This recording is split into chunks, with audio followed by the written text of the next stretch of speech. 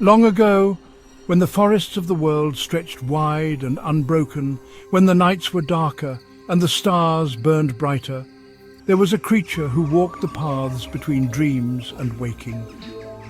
Few had seen him, and fewer still remembered, for he left no footprints, spoke no words, and belonged to no world but his own. He was called the Lullaby Beast, though no one had given him that name. He had no name, no history that could be traced, no beginning nor end. He simply was.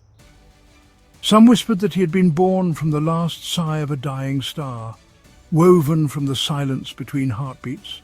Others believed he had once been a lost child himself, so long ago that the forest had taken him in and changed him into something else, something vast, something kind. Whatever the truth, he moved through the shadows, unseen by all but those who needed him most. His fur was thick and soft, the colour of twilight mist, blending so perfectly with the night that even the keenest eyes could not follow his path. His great golden eyes glowed like lanterns, and when they looked upon a child, fear melted away like frost in the morning sun. His paws made no sound upon the earth, and when he walked, the trees seemed to lean in, listening. But his most wondrous gift was his song. A lullaby older than the wind, spun from the rustling of leaves, the hush of falling snow, the distant call of owls.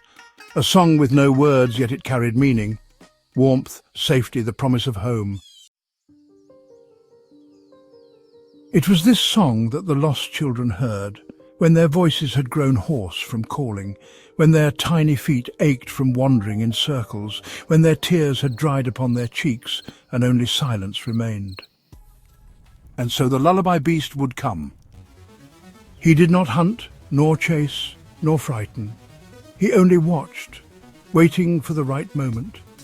He would stand just beyond the edges of the child's sight, a great shape against the darkness, still as the ancient trees. His golden eyes gleamed softly, filled not with hunger, but with something deeper, something gentler. When the child's fear had settled into weary silence, when the last shuddering breath had steadied, he would begin to sing. The lullaby was unlike any sound in the world, neither human nor beastly, neither melody nor mere whisper. It filled the air, wrapping around the child like a warm blanket. It carried no commands, no demands, only an invitation to rest, to close heavy eyes and let sleep take them. The child's breathing would slow, their head would grow heavy. And when at last their tiny bodies sagged into sleep, the Lullaby Beast would step forward, cradling them in his vast arms. His touch was impossibly gentle, as if he feared he might break them. He curled them close, protecting them from the night, and then he would walk, silent, steady, unerring, through the deep forest. The journey home was a thing of dreams. The Lullaby Beast moved as if the forest itself carried him, slipping between trees without a rustle, gliding over roots and streams without disturbing so much as a single leaf. The night bent around him, hushed and reverent, as if it too listened to his song. Fireflies danced in the air, flickering like fallen stars. The wind, once cold and biting, softened into a warm breeze, and in his arms the child slept soundly. Some children dreamed as he carried them, of drifting clouds, of rocking boats upon a gentle sea, of floating through the sky wrapped in the scent of pine and moss. Others dreamed of their mother's arms, of warm kitchens and crackling hearths, of a home that had seemed so far away only hours before. The Lullaby Beast carried them all, through the tangled roots and winding paths, through the deepest heart of the forest, where even the bravest hunters dared not go. He knew every hidden way, every secret turn, and no matter how far the child had wandered, no matter how lost they had been, he always found the path home. And when the first light of dawn touched the treetops, when the sky began to blush with the soft pinks and golds of morning, the Lullaby Beast would slow his steps.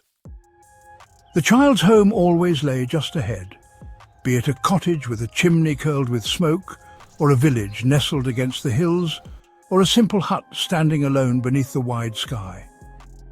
He would stop at the doorstep, his golden eyes flickering with something unreadable.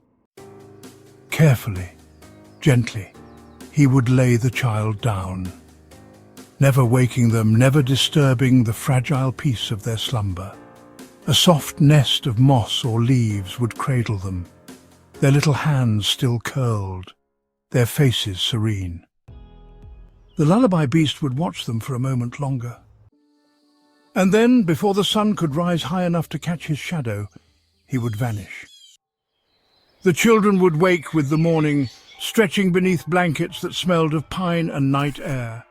Their parents would find them, gasping in relief, holding them tight and whispering prayers of thanks.